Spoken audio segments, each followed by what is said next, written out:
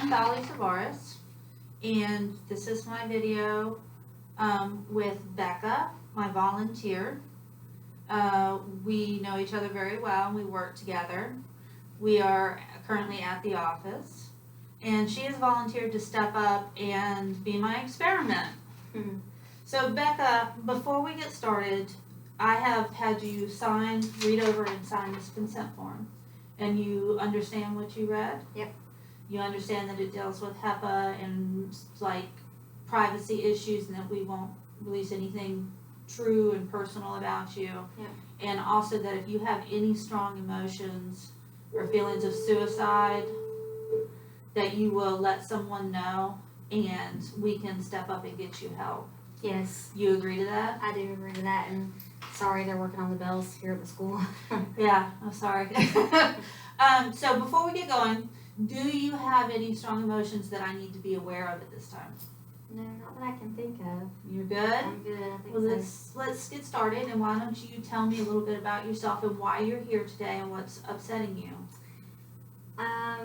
Well, a little bit about me. I'm married and I have 3 kids. They range in ages from 16 to 13, and I work for our school district, Bay District Schools, and I'm the parent liaison here, which is adding a little bit of stress to me right now because school's getting ready to start. I'm also taking a full load of college classes to try to get my bachelor's degree, and sorry, that's my phone. It's probably one of my kids. You're busy. You're in high demand. I know. And then I volunteer a lot for church, and I'm just really stressed out right now. I just have a lot going on in my life right now. Tell me a little bit about what you do at work, and a little bit about your school, how you're trying to mesh the two of those. So for work, I'm what's called a parent liaison. I'm just kind of that person that bridges the gap between the home and the school, and I go out to the students' houses a lot and make sure that they have everything they need, and make sure that they have, what they need to be successful, and the things that they need to,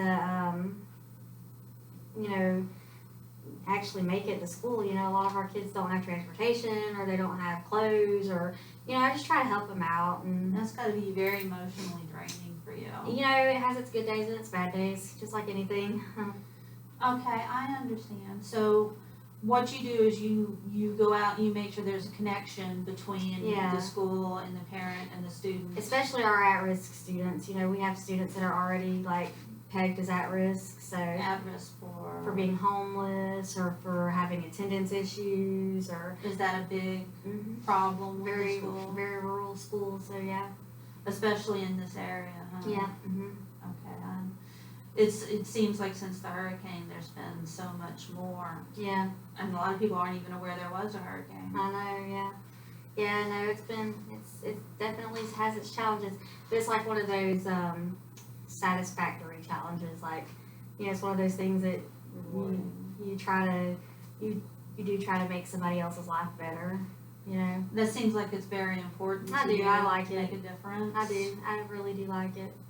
Okay, well, tell me a little bit about your family. Do you have parents, brothers, sisters? I do. I think that's causing a little bit of my stress right now. I have, aside from my family, my husband and my kids, I have a really large extended family. I have a twin sister, actually. And,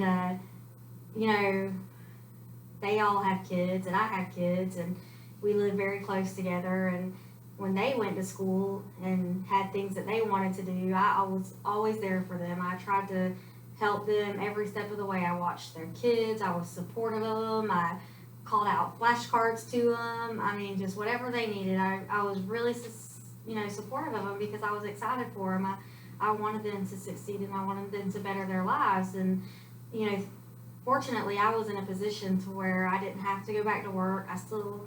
my husband makes a good living for us, so I don't have to be going to school, and I don't have to be going to college, but it's my turn, it's something I've always wanted to do, and I just thought that, maybe they'd be more, I don't even know the word I'm looking for.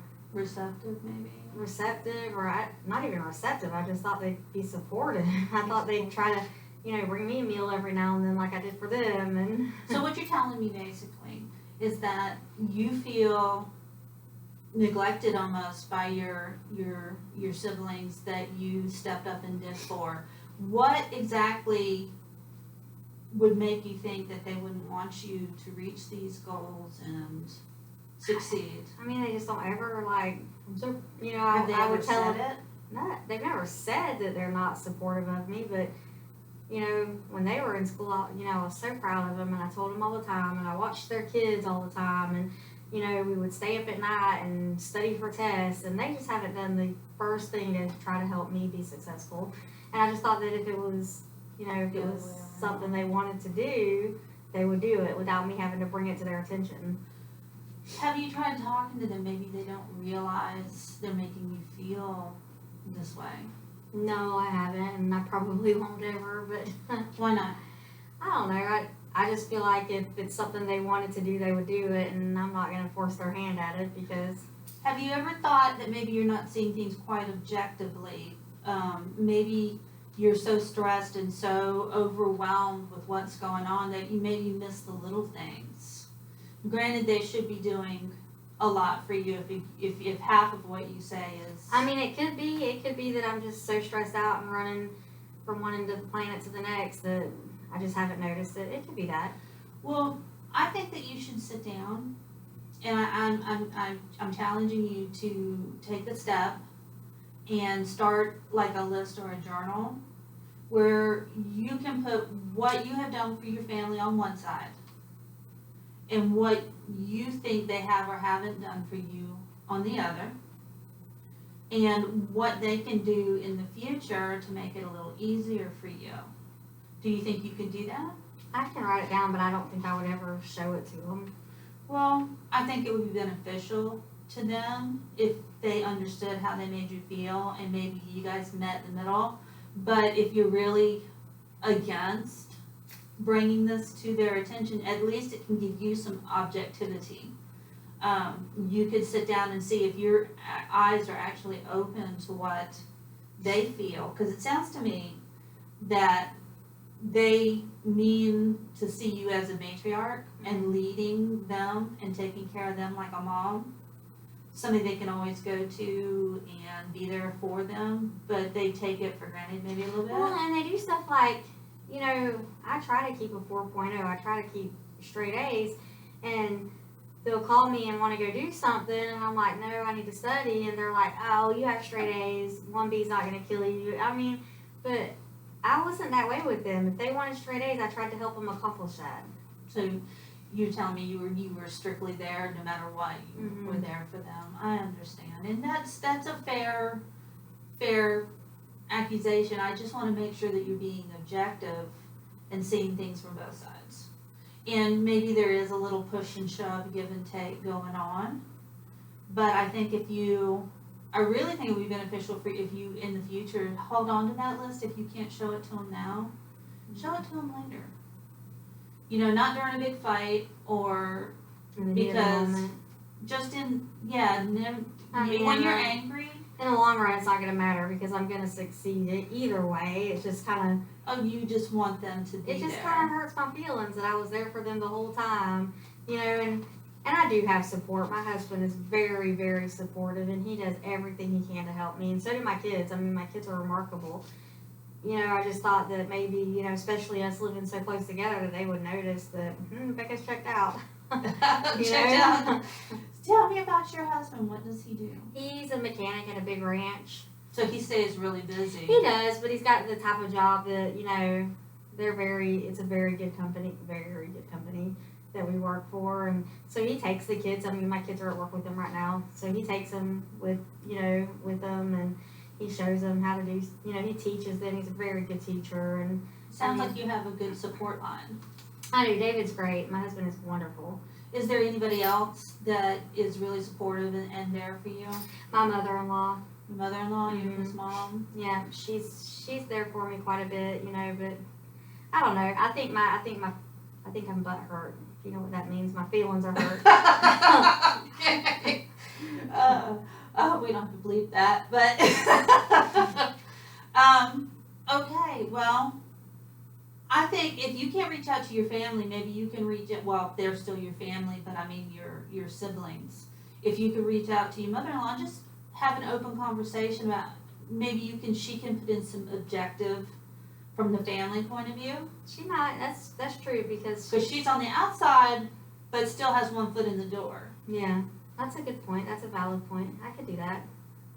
Okay, so that's your 2 objectives for this next week. I want you to sit down and make that list for me. And I want you to sit down and talk to your husband or mother-in-law and see what you can do and what they can do to help you reach your goals and connect more sociably with your siblings a little bit, because it sounds like you're really close. But Maybe I'm missing that. You know, maybe if I do what you said, you know, sit down and write down all of the stuff we kind of go back and forth with, maybe I'm missing that relationship with them because, exactly. You know, before I went to college, I was free to go do whatever I wanted to with them, and now they're off running around having fun, and I'm not. But it's only temporary. Do you know why they call it the present, not the future, not the past? They call it the present because it's a gift, and you have to maintain this gift for your future. Yeah, that's true. Thanks. Okay. Well, thank you, Ms. Backo. I appreciate your time. Thank you.